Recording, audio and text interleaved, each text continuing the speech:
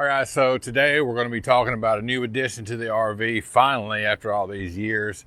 Well, we got e-bikes, and we've been transporting those inside the RV, and that's been a real pain in the butt. But today we're going to talk about the new bike rack. That's the Cyber Rack E2 from Cravat. I think that's how you say it. Talk about what it is, how big it is, how it works. Get the bikes down off of there right quick, and we'll show you all about it. So stick around, home on the Hitch.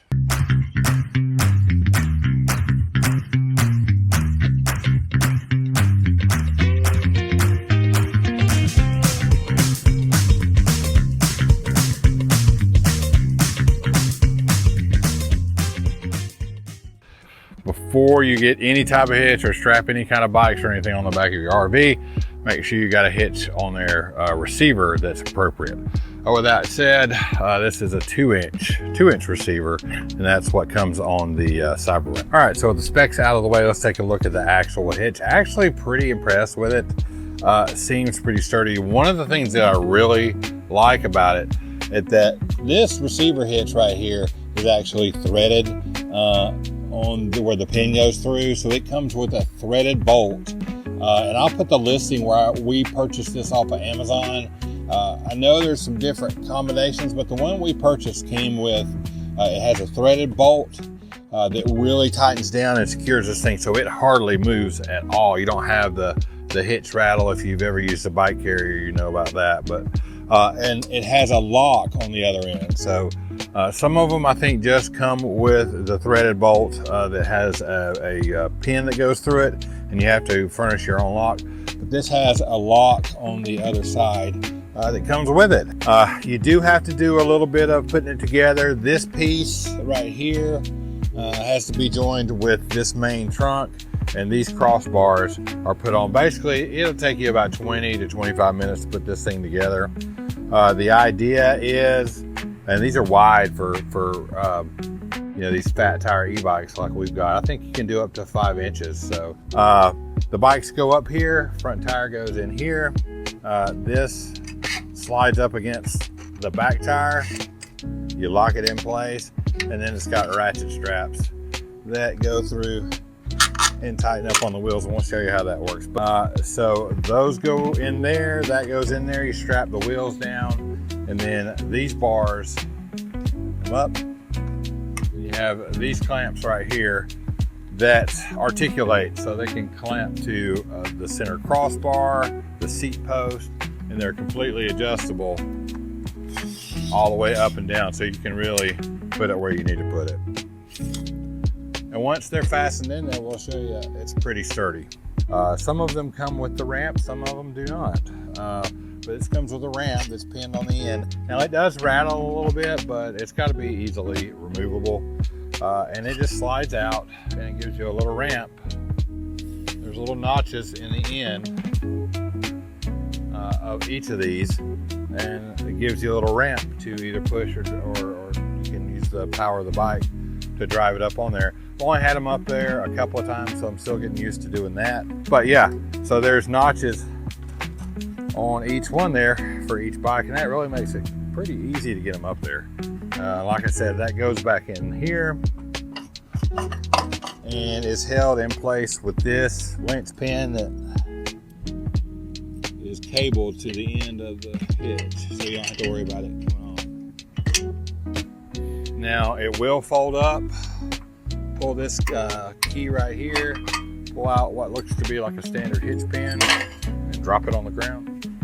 And this thing will fold up just like that.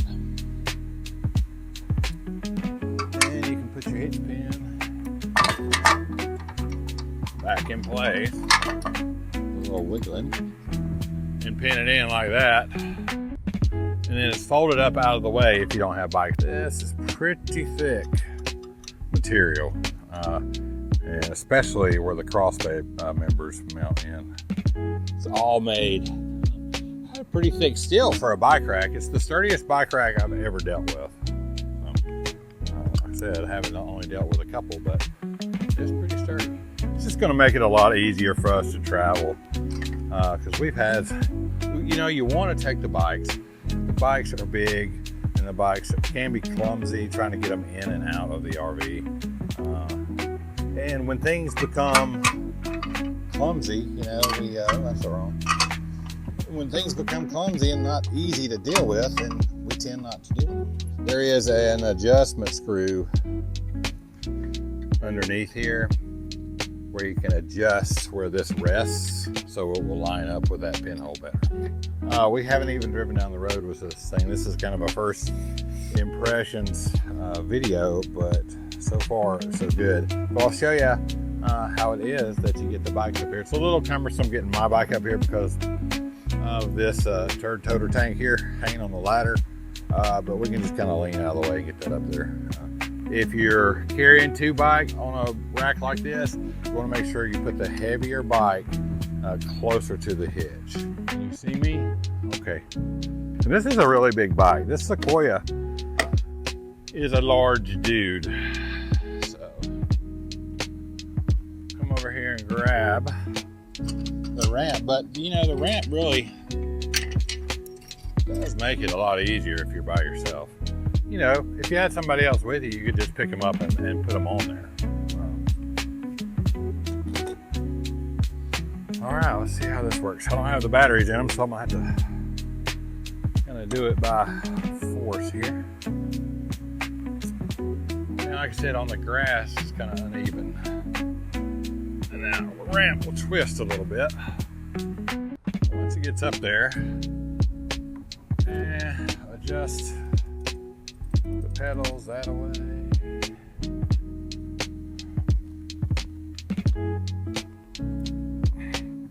Over. And perfect. All right. So it's pretty stable once you get it up there. It's not even strapped. I don't know. Maybe lean on that a little bit. But once the tire gets in that front groove right here, it's pretty stable.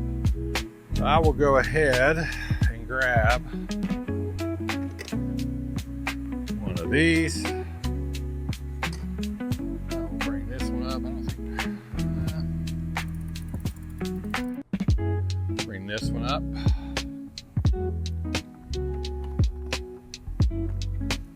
Just like so.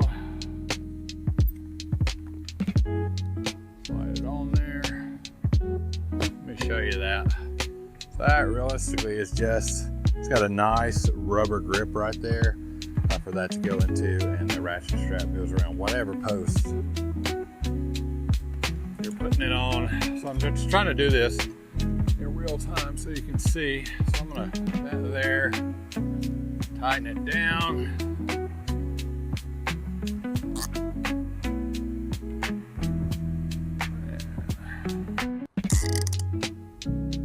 Cinch it down, and at that point it's not going anywhere really. This is back against the, you want this back against the front side of the tire, or the rear tire. Try not to pinch your chain, and don't bend the spokes.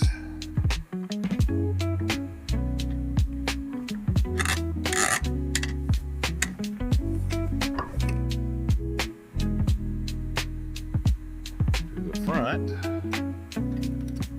as well. I don't like that because it's going to pinch the spoke. So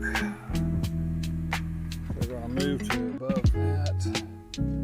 Now these straps fit good through the spokes on this bike. The ones on Melissa's are a little bit closer together, so it is a little tighter fit. All right, so that is like ratcheted down. Let's see if I can show you that a little closer here. That's ratcheted down. That is not adjusted as good as it could be, but ratcheted in place there. Ratchet in place there. And there. Pretty cool. All right, let's get the other bike up here. Don't really have any qualms at all about driving down the road with that. Yeah. So we can look at that. Check it out. There they are. You can see how these pretty much attach to the seat post. Or like I said, these will articulate, so you could even attach it on this post if you wanted to, or if you have a bike that has a crossbar over the top, if it's not a step through, this will twist and you can put it up here and attach it to that crossbar. Pretty happy with it. All right, so first impressions, pretty impressed with the rack so far.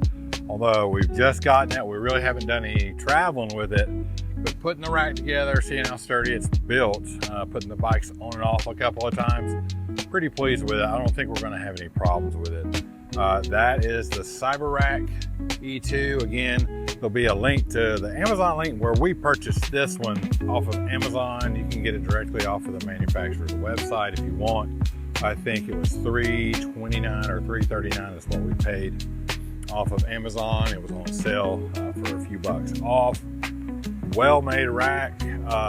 Now, again, that opinion could change down the road, but it definitely seems to be a pretty sturdy rack, and I think we're going to be pretty happy with it. So we're headed to Florida in a couple of weeks, and then over to Gulf Shores, Alabama.